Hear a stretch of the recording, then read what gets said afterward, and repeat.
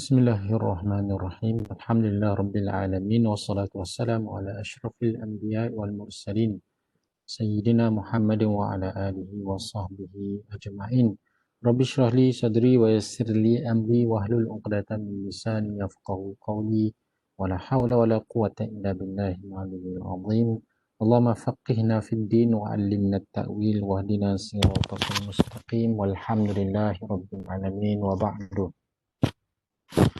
Alhamdulillah bertemu kembali kita di dalam kuliah secara online ini, dan insyaAllah kita akan sambung berkenaan dengan kitab Janaizi daripada kitab Matla'ul Badraini wa Majma'ul Bahraini. Para pelajar boleh buka muka surat 52.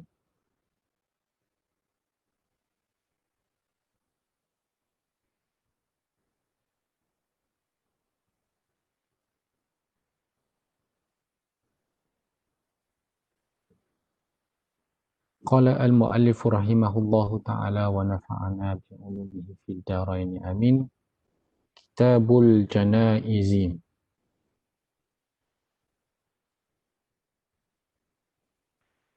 Ini suatu kitab pada menyatakan janaiz.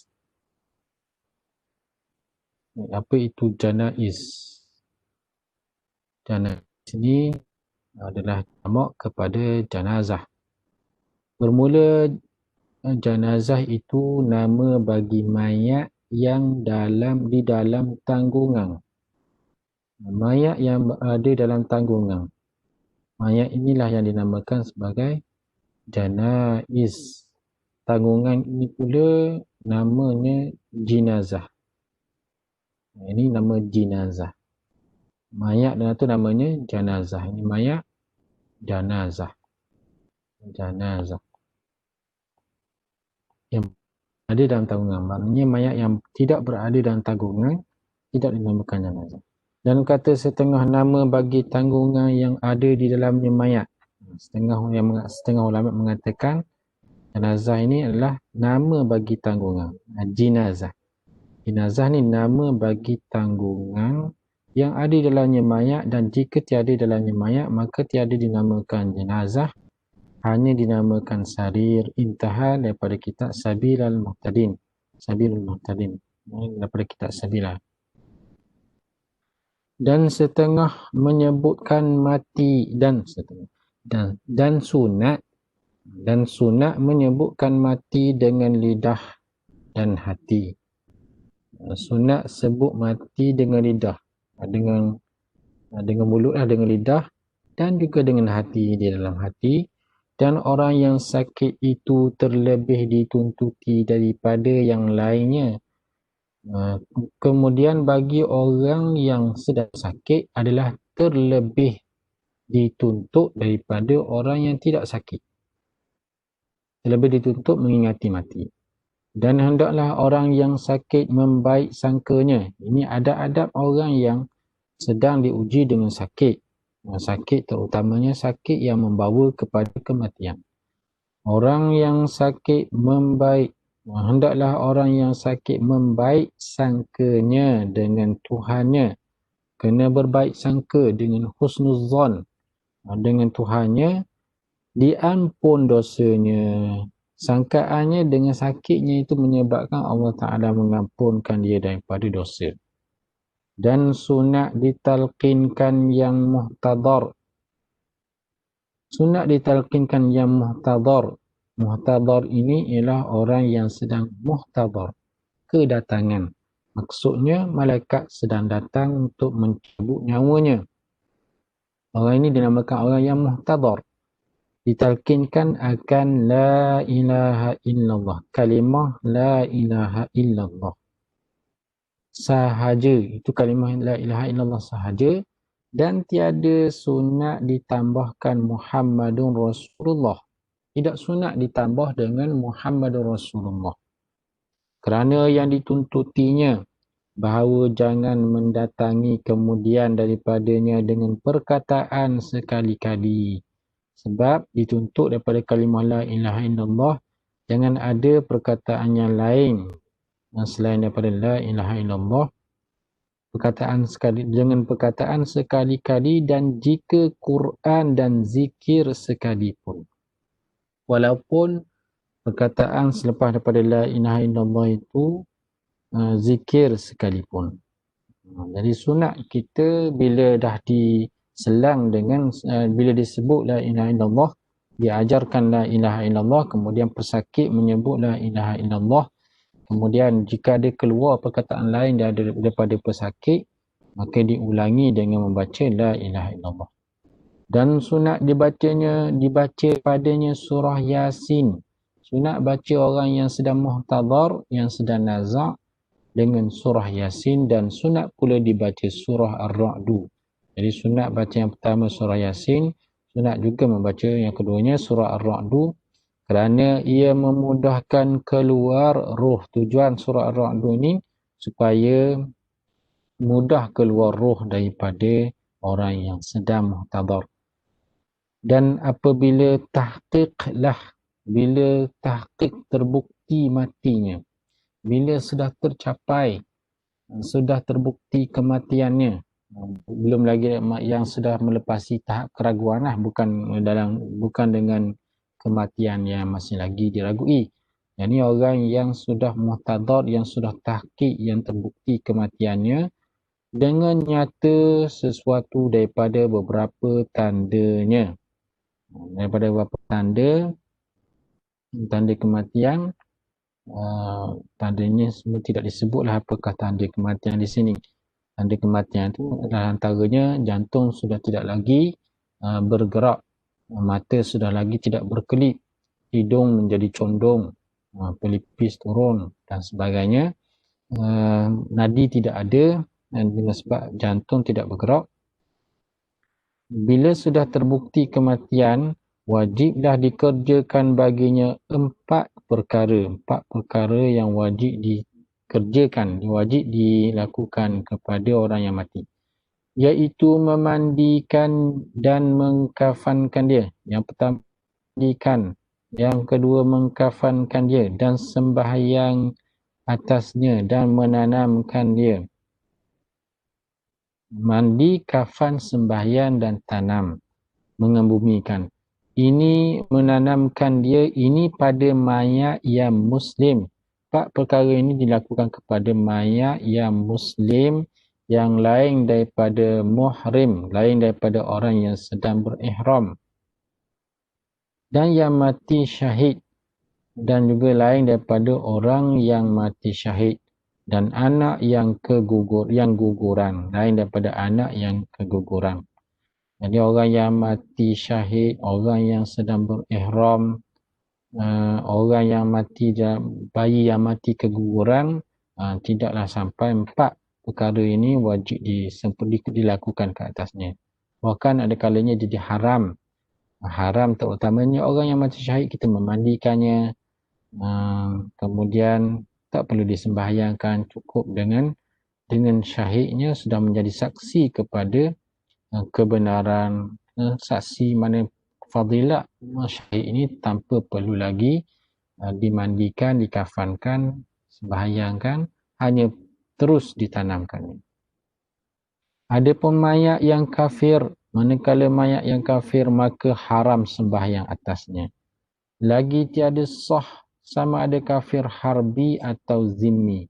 Kafir harbi ke kafir zimmi ke, walaupun dia rapat dengan orang Islam, dia baik dengan orang Islam, hukum menyembahyangkannya, hukum mandi, memandi terutamanya menyembahyangkannya tak boleh, dilakukan empat perkara ni. Dan wajib mengkafankan zimmi, dan harus memandikan kedua. Baik, tambah semula. Adapun mayat yang kafir, maka haram sembahyang atasnya. Lagi tiada sama ada kafir harbi atau zimmi, dan harus memandikan keduanya. Boleh kita mandikan kafir harbi dan juga kafir zimmi.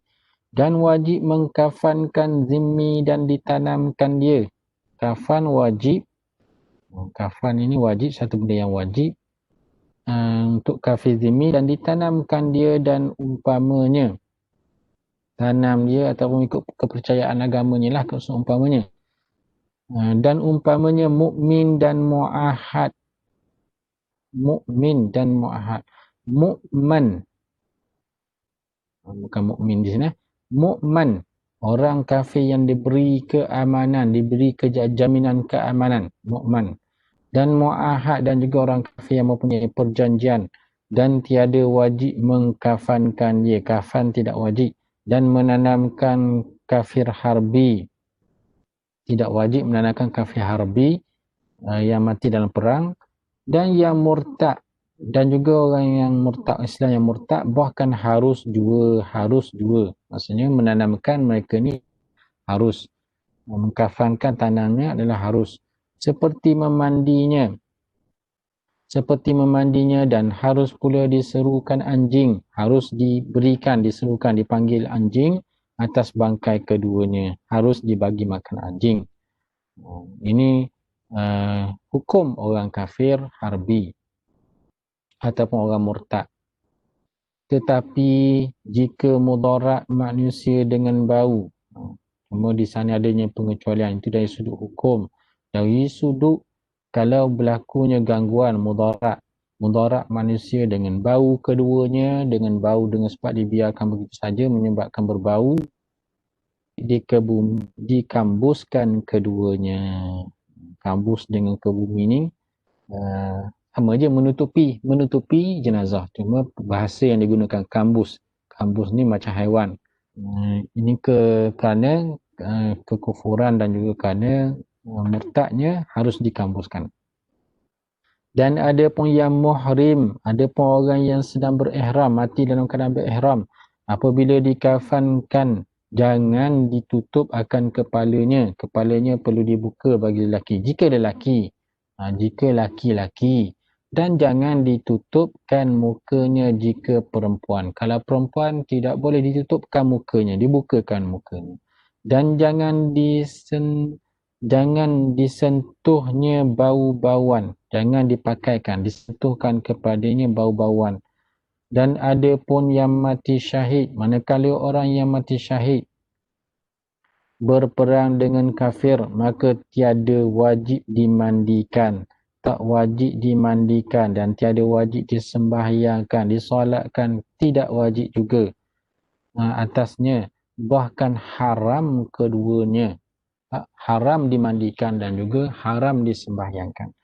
Lagi tiada sah sembahyangnya, tak sah sembahyangnya. Hanya wajib mengkafankan dia, wajib dikafankan dia, kafan menutup seluruh badannya tanpa menjejaskan baju syahid yang dipakainya, dan menanamkan dia, dan yang aulanya dan yang terlebih aula utama dikafankan dia dengan kainnya yang berlumur dengan darahnya. Lebih aula kafankan dia dengan pakaian yang berlumur dengan darah yang menyebabkan dia mati syahid, darah mati syahidnya. Dan ada pun anak yang keguguran, bayi yang keguguran, belum sampai umur, yang belum sempurna bulannya, lagi tiada diketahui akan hidup, yang tidak diketahui hidup ataupun mati, dengan berteriak. Maksudnya dia keluar tu tidak ada tanda-tanda hidup. Antara tanda hidup ni berteriak dengan menangisnya, atau bergerak, atau bernafas.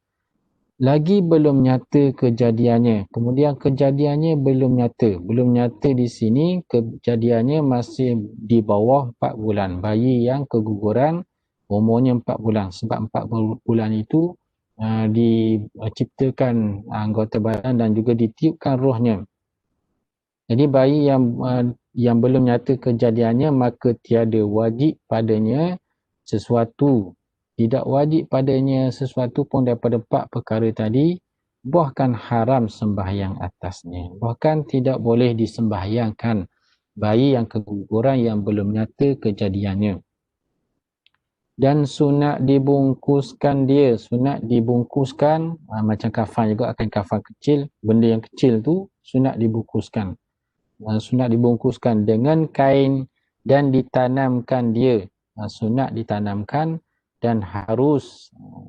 Sunat ni maksudnya bukan wajib lah, sehingga kan keharusan bukan wajib nak menyatakan tak wajibnya kita bungkus dan tanamkan, sehingga pengarang membawa hukum harus diberikan dia bagi kucing dan umpamanya. Boleh bagi pada kucing, boleh bagi pada anjing dan seumpamanya. Tapi orang kita tidak sampai hatilah. Manusia ni tak sampailah hati untuk beri makan bayi yang keguguran itu kepada binatang, kepada haiwan. Maka jika diketahui akan hidupnya, kalaulah diketahui ada tanda hidupnya, dengan nyata salah suatu daripada tanda yang tersebut, dia bergerak, berteriak, bernafas, ataupun tanda-tanda lain yang menyatakan dia ni hidup, tanda yang tersebut itu, maka hukumnya seperti yang besar, sama macam orang dewasa. Jadi bila sebut sama dengan orang dewasa ni, 4 perkara itu adalah wajib dilakukan. Maka wajib dimandikan dan dikafankan dan disembahyangkan dan ditanamkan dia. Wajib ditanam, dikebumikan dia kerana yakin hidupnya, sebab diyakini hidupnya, dan mati ia kemudian daripada hidup. Dan jika zahir kejadiannya juga, kalaulah zahir kejadiannya adalah zahir jelas, maksudnya ada tangan, ada kaki, ada telinga, ada mata, maka wajib dimandikan dia dan dikafankan dia. Dibasuh-basuh, dimandikan, dikafankan dan ditanamkan dia. Maksudnya zahir saja juga tidak ada nyawa, belum ada nyawa lagi, tiada tanda hidup, hanya dibuat 3 perkara, tidak disolatkan saja. Mana dimandikan, dikafankan dan juga ditanamkan dia. Dengan tiada disembahyang atasnya tanpa perlu disembahyangkan. Ini bagi bayi yang keguguran, yang zahir, yang lengkap anggota badannya, tetapi belum ditiupkan roh lagi. Adapun anak yang gugur kemudian daripada sudah sempurna bulannya, maka hukumnya seperti yang besar. Anak yang gugur kemudian selepas daripada sudah sempurna bulannya, 9 bulan. 9 bulan dah sempurna dah, cuma belum tunggu masa lahir. Tapi lahir itu dalam keadaan mati dah. Hukumnya seperti yang besar. Hukumnya seperti mayat dewasa. Kata Syekh Ramli, manakala sampai ia, mengikut pendapat Syekh Ramli. Ini ada perbezaan di antara Syekh Ramli dengan Syekh Ibnu Hajar. Manakala sampai ia 6 bulan, tempoh umur bayi itu 6 bulan. Kalau dah sampai 6 bulan, usia kandungan 6 bulan, wajib padanya barang yang wajib pada yang besar. Buatkan dia seperti orang dewasa. Lakukan ke atas bayi yang berumur 6 bulan ini seperti mayat dewasa, iaitu dikerjakan 4 perkara yang tersebut itu. Bermula sekurang-kurang. Baik, habis. Maknanya bila sebut Syekh Ramli ni berbeza dengan Syekh Ibnu Hajar. Semua tidak disebut di sini. Kalau Syekh Ramli, mana Syekh Ibnu Hajar, tidak wajiblah dibuat seperti orang dewasa. Mana solat tidak wajib dilakukan. Ia hanya perlu mandi, kafan dan juga dikebumikan sahaja. Itu menurut Ibnu Hajar. Bermula sekurang-kurang mandi. Kemudian pengarang menjelaskan cara macam mana nak mandi. Paling kurang, sekurang-kurang mandi. Bermula sekurang-kurang mandi akan mayat jika ia berjunub atau umpamanya sekalipun. Walaupun mayat itu berjunub, mayat yang yang berjunub ataupun yang haid, kemudian dia mati belum sempat mandi. Walaupun begitu sekalipun, walaupun berjunub ataupun haid sekalipun, meratakan badannya. Kaedahnya ialah dengan meratakan badannya dengan air segala yang 1-2. Dengan air segala yang 1-2. Sekali sahaja. Sekurang-kurang rata air sekali sahaja. Jirus air seluruh anggota, seluruh tubuh sekali juga. Memadilah daripada junub, mana cukup untuk mandi junub, untuk angkat hadas junubnya, dan daripada mandi kerana mati, dan juga mandi kerana mati. Sebab mati ni, mandi ni wajib kerana 6 perkara. Antaranya mati. Mati menyebabkan seorang tu wajib mandi. Junub menyebabkan seorang tu wajib mandi. Haid, mana berakhirnya haid, nifas, keluar mani. Nifas, kemudian khurujul mani, keluarnya mani, menyebabkan wajib mandi. Baik. Ini antara kalaulah berlaku di sini berapa sebab. Mati antara sebab mandi. Kemudian junub sebab mandi. Walaupun berlaku 2 sebab di sini ataupun haid ke, cukup dengan sekali mandi sudah dia memenuhi 2 keperluan di situ. Itulah sebab yang mewajibkan mandi, mati dan juga junub. Dan akmalnya dan paling sempurna mandi. Ini yang sempurna lah, mandi yang sempurna. Bahawa dimandikan dia di dalam khulwah, di dalam tempat yang sunyi, yang tertutup. Dan pada bajunya yang buruk. Mandi pada baju yang buruk. Bukan baju baru lah, baju yang buruk, baju yang lama lah. Atas tempat yang tinggi. Kalau kita kira yang pertama ni, mandi dalam khulwah. Kemudian bajunya yang buruk. Kemudian di atas tempat yang tinggi. Mandi tempat yang tinggi dengan air yang sejuk. Mandi dengan air yang sejuk. Melainkan kerana hajat, kerana keperluan. Perlu dipanaskan kerana negeri sejuk. Kalau dimandikan dalam keadaan sejuk, dengan tukar-tukar mandi pun boleh mati contohnya. Dengan tukar mandi pun jadi mudarat. Ataupun menyebabkan kulit itu berubah ke. Dan bahawa mendudukkan dia oleh yang memandi. Kemudian yang sempurnanya mendudukkan. Mana mandi dalam keadaan mendudukkan orang yang mati, mayat ini, oleh yang mandi cenderung kepada belakangnya. Condong belakangnya. Dan menghantarkan tangan kanannya, tangan kanan orang yang mati gunakan tangan kanan atas belikatnya, di atas tulang belikat. Letak di atas tangan kanan ni, atas belakang tulang belikat ni, dan ibu tangannya pada lubang tengkuknya. Kemudian tahan ibu tangan dia dengan tengkuknya supaya tidak, kepalanya itu tidak kolel lah, tidak jadi lembek, tidak jatuh. Dan disandarkan belakangnya dengan kepala lututnya. Kemudian kalau boleh, kalau dimandikan di bawah, belakang mayat itu disandarkan dengan kepala lutut jurumandi. Kepala lutut jurumandi ataupun pembantu. Yang kanan, lututnya yang kanan dengan lutut yang kanan. Maksudnya lutut sandar belakang, kemudian tangan lutut atas tulang belikat, tulang belakang, tulang belikat tu, kemudian tangan jari tu dipegang tengkuk kepala, lubang tengkuk si mati. Dan melalui akan tangan kirinya, manakala tangan kirinya melalui atas perutnya dengan mubalarah, dengan kuat dilalukan tangan, dia picit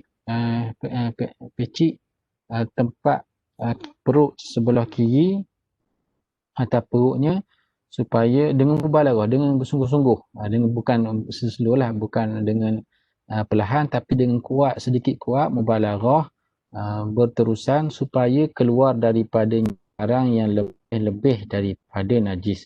Tujuannya supaya najis yang berada dalam perut keluar. Kemudian dilentangkan dia selepas daripada proses ini dinamakan proses menguang. Proses menguang.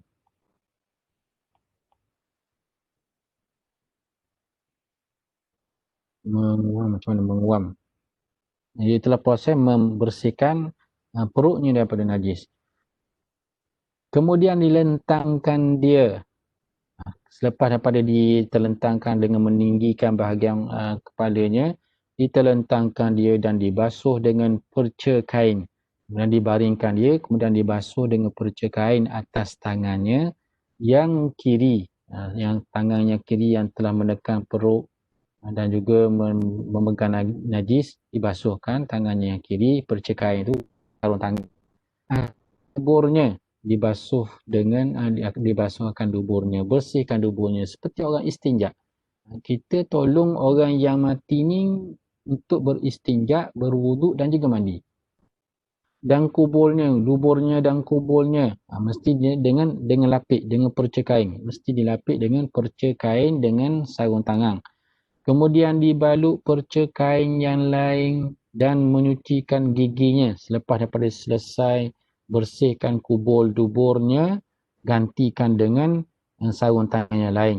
Jangan gunakan sarung tangan yang sama untuk membersihkan giginya, mulutnya, telinganya, matanya dan sebagainya, tempat yang mulia. Dan menyucikan giginya dan 2 lubang hidungnya.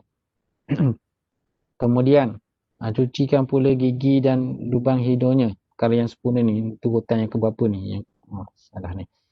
Jadi cuci gigi, 2 lubang hidungnya, kemudian diambil air sembahyang akan dia selepas selesai daripada bersih celah-celah telinga termasuklah giginya, hidungnya, matanya, kemudian dibasuh kepalanya. Ambilkan air sembahyang untuk si mati. Sunat, ini perkara sunat. Sunat mengambil air wuduk untuk si mati. Kemudian dibasuh kepalanya, dibasuh kepala maka janggutnya dengan umpama daun bidara. Selepas selesai daripada mewudukkan si mati, barulah kita mulakan dengan basuh kepala janggutnya dengan umpama daun bidara. Basuh kepala biar rata seluruhnya dengan janggutnya dengan umpama air daun bidara. Daun bidara dan menyisir akan keduanya. Selepas selesai diratakan air pada kepala termasuklah rambut dan juga janggut, sunat sisirkan. Maksudnya bila selesai mandi, sunat sisirkan. Mandi bahagian kepala. Menyisirkan keduanya dengan sisir yang luas, dengan sisir ni apa dia? Sikat. Dengan sikat rambut. Dengan sisir yang giginya luas giginya dengan perlahan-lahan. Sisir dengan perlahan-lahan, dengan secara berhalus, supaya tidak gugur bulu yang ada pada kepalanya, rambut dan juga janggut. Dan dikembalikan bulu yang gugur daripada kafannya, yang gugur pada kafannya. Manakala rambut, janggut atau bulu yang berada pada badannya kalau gugur, dikumpulkan dan juga dikembalikan. Dikembalikan maksudnya dikafan akan bersama dengan mayat dalam kafannya. Kemudian dibasuh limbungnya. Dibasuh limbungnya yang kanan. Kemudian selepas daripada selesai bahagian kepala, basuh pula lambung. Limbung ni lambung, rusuk sebelah kanan ataupun bahagian anggota badan sebelah kanan. Kemudian yang kiri, kemudian bahagian anggota sebelah kiri. Kemudian dipalingkan dia. Kemudian selepas daripada itu dibasuh sebelah kanan, kemudian sebelah kiri. Lepas tu dibaringkan lah. Dipalingkan ni maksudnya dibaringkan kepada limbungnya kiri, sehinggalah menyebabkan mayat tu jadi duduk macam ni, bukan terlentang, bukan meniarap. Dibaringkan ke atas rusuk ni yang sebelah kiri, rambungnya sebelah kiri untuk dibasuh. Maka dibasuh limbungnya yang kanan. Dibasuh rusuknya atau bahagian anggota yang sebelah kanan daripada barang yang mengiringi ke belakangnya, daripada sebelah belakang, sebelah kanan belakang hingga kepada kakinya, daripada sebelah atas bahu ni, leher ni sehinggalah sebelah kaki. Kemudian dipalingkan, kemudian dipusingkan pula kepada pihaknya yang kanan, yang ada sebelah kanan pula. Pusing pula untuk basuh sebelah kiri, pusing ke atas rusuk sebelah kanan. Maka dibasuh akan yang kirinya. Selepas dibaringkan sebelah kanan, basuhlah bahagian kiri belakangnya, belakang mayat ini. Seperti itu juga, samalah seperti kita basuh sebelah kanan daripada sebelah atas ini sehinggalah sampai ke kaki. Maka sekaliannya ini dengan air daun bidara. Ini menggunakan air daun bidara. Air daun bidara Ataupun kalau tidak ada daun bidara, bolehlah diganti dengan daun-daun lain lah, termasuklah daun limau purut, daun inai, boleh gunakan daun inai, ataupun daun sabun pun boleh. Kemudian dijiruskan dengan air menghilangkan bekasnya. Kemudian selepas daripada selesai guna air daun bidara, gunakan dengan air, jiruskan dengan air yang menghilangkan bekasnya, bekas daun bidara. Daun bidara ni bila kita guna, daun-daun, kesan-kesan daun tu masih ada pada anggota mayat. Lepas selesai dengan daun bidara, jiruskan dengan air yang menghilangkan daun bidara daripada tengah kepalanya hingga kepada kakinya, daripada kepala sampailah ke kaki, dijirus sahaja. Kemudian diratakan tubuhnya, samalah juga ratakan tubuh dengan kaedah tadilah, kena baringkan dia sebelah kanan, kena sebelah kiri, baringkan sebelah kanan untuk basuh anggota kanan dan juga anggota kirinya dengan air benar. Kemudian diratakan tubuhnya dengan air benar, ditaruhkan padanya sedikit kafur baruh. Air benar ni, air hak sebenar ni maksudnya air tuling lah, air mutlak. Digunakan air mutlak untuk jirus, ratakan air mutlak padanya. Ditaruhkan, ditaruhkan sedikit kafur barus. Kafur barus. Maknanya ditambah dengan sedikit kapur. Maka sekalian ini sekali mandi. Ini dikira baru sekali mandi. Sekali mandi ni hak wajib lah. Hak wajib yang sempurna. Sekali mandi. Maksudnya kalau orang nak mandi 3 kali, nak mandi 5 kali, kena ulang lah. Dan disunatkan yang keduanya, sunat mandi yang kedua. Mana ulang langkah yang sama untuk kali yang keduanya dan yang ketiganya. Awal tiap daripada keduanya itu dengan air daun bidara. Mulakan dengan air daun bidara. Kemudian air yang menghilangkan daun bidara, air daun bidara, dimulakan daun bidara, kemudian air yang menghilangkan daun bidara. Dipanggil air apa? Air yang menghilangkan. Air basuh yang menghilangkan daun bidara. Air basuhan. Kemudian yang ketiganya air mutlak campur dengan kapur barus. Ini 3 jenis air yang digunakan untuk mandian jenazah.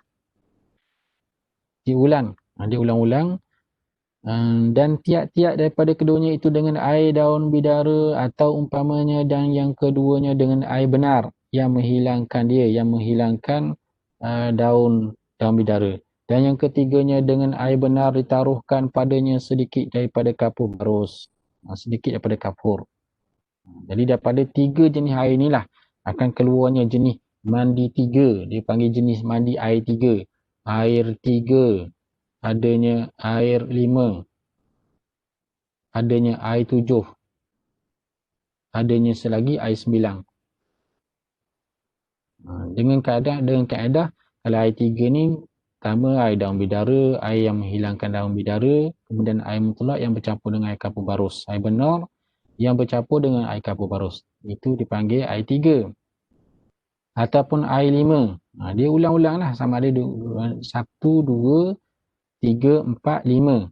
Air bidara dulu 1, kemudian air yang menghilangkan daun bidara, ini nama air yang menghilangkan daun bidara, kemudian air mutlak. Kita letaklah sini nombor air, nombor 1, nombor 2, nombor 3. Kalau air 3 ni, air 3 dengan kaedah 1, 2, 3. Dibasuh yang mandi yang pertama daun bidara, mandi yang kedua air basuh yang menghilangkan daun bidara, yang ketiga air mutlak. Kalau air 5 pula, yang pertama kaedah air 5 ni ialah 1 diulang mandi dengan menggunakan air 1, 2, 1, 2, 3. 1, 2, 3, 4, 5. Ini 5, air 5. Kalau air 7 pula macam mana air 7? Air 7 diulang dengan 1, 2, 1, 2, 4, baru 4, 1, 2, 5, 6, kemudian 3. 1, 2, 1, 2, 1, 2, 1, 2, 1, 2, 1, 2, 3. Ini air 7. Kalau air 9 pula, kaedahnya, ini antara kaedah. Kalau air 9, 1, 2, 3, 1, 2, 3, 1, 2, 3. Ataupun boleh juga dengan 1, 2, 1, 2, 1, 2, 3, 3, 3. Kalau kita bilang, semuanya akan jadi 9. 1, 2, 3, 4, 5, 6, 7, 8, 9. Ini kaedah dalam memandikan orang yang memandikan dengan air 3, air 5, air 7 ataupun air 9. Air 9 ni pun kalau kita mandi, dia akan dapat 3 kali hasil mandi yang sempurna, yang menggunakan air mutlak yang betul-betul mutlak, yang betul-betul meratakan seluruh badan, iaitulah air ada nombor 3 ni. 3 ni air kapur barus yang bercampur dengan air mutlak yang bercampur dengan kapur barus. Ini kalau kita guna yang ni, dia akan jadi sini sekali mandi rata air nombor 3 ni. Jadi ini cara-cara memandikan dengan air 3, 5, 7 ataupun 9. Kemudian kita sambung lagi, dan wajib meratakan mandi hingga barang yang zahir daripada faraj perempuan. Jadi wajib rata mandi ni hingga barang yang zahir. Mana yang zahir yang terkeluar daripada faraj perempuan yang janda yang sudah berkahwin. Tatkala duduknya, ketika mana kalau orang tu duduk, perempuan yang sudah berkahwin duduk, daripada kemaluan dia, apakah yang keluar, itu yang zahir. Maka wajiblah juga bagi orang yang telah mati, kita ratakan bahagian yang keluar ketika duduk. Tatkala duduknya atas dua kakinya dan di bawah kulfah, di bawah kulub, dan bawah kulfah yang kulub, di bawah kulfah, di bawah apa ni, di bawah kulit, bagi lelaki kulit zakar yang belum bersunat, bagi lelaki yang belum berkhitan, di bawah kulubnya pun wajib ratakan air. Yang kulfah ni kulub, yang berkulub, dengan lelaki yang berkulub, maka hendaklah dibukakan kulub. Orang panggil kalau budak tu dilecehkan kulubnya, dan basuh barang yang di bawahnya. Basuh benda yang berada di bawah, basuh kepala zakar. Jika mudah, kalaulah benda itu mudah, kalau boleh, kalau senang. Dan jika kesukaran, kalaulah payah, kalaulah sukar untuk meratakan air di bawah kulub, maka padanya tafsil, ada pendetailan di sini. Macam mana nak ratakan air di bawah kulub yang kulub sukar untuk dibuka. Jika suci barang yang di bawahnya, ditayamum akan dia. Maksudnya kena detail. Kalaulah bawah daripada kulub tu suci, tidak mengandungi najis, ditayamum akan dia, ganti daripada basuh. Dan jika najis, maka jangan ditayamum akan dia. Kalaulah mengandungi najis, adanya air kencing ataupun sisa-sisa najis dalam kulub, jangan ditayamum akan dia, bahkan ditanamkan dia dengan tiada sembahyang. Tapi ini kalau tak ada tanpa sembahyang ni, menyebabkan timbul isu pula kenapa orang ni tidak disembahyangkan. Seperti orang yang faqidut tahurain, seperti orang yang ketiada alat yang menyucikan, seperti orang yang tidak ada air, dan juga orang yang tidak ada tayamum, sembahyang dia tanpa wuduk dan juga tanpa tayamum. Atas barang yang dikata oleh Syekh Ramli, mengikut pendapat Syekh Ramli, ditanamkan tanpa disembahyangkan. Kerana syarat tayamum, sebab syarat tayamum ni menghilangkan najis, kena hilangkan najis. Dia ada najis di bawah kulub, jadi kalau nak tayamumkan dia tidak sah. Bila ditayamumkan tidak sah, jadi sia-sialah. Kena hilangkan najis dahulu. Dan kata Syekh Ibn Hajar, manakala pendapat Ibn Hajar pula, ditayamum akan dia kerana darurat. Yang ni pendapat Ibn Hajar ni, molek kita ikut di sini, eloklah untuk kita ikut di sini untuk menghilangkan fitnah ataupun nampak hina orang ni, kerana dia tak bersunat, dia tak berkhitan. Ni mungkin berlaku pada orang dewasa, pada kanak-kanak, kalau termasuk kanak-kanak lah, kalau berlaku pada orang dewasa, jadi nampak tak disembahyangkan pada orang dewasa ni berat pada pandangan manusia. Dan sayugianya kita taklid, sayugianya seharusnya kita taklid ikut akan perkataan Syekh Ibnu Hajar, iaitulah ditayamum akan dia kerana darurat. Kerana ditanamkan mayat dengan tiada sembahyang itu ketiadaan hormat bagi mayat. Tiada kehormatan. Seolah-olah mayat ini ditanam dalam keadaan tiada kehormatan.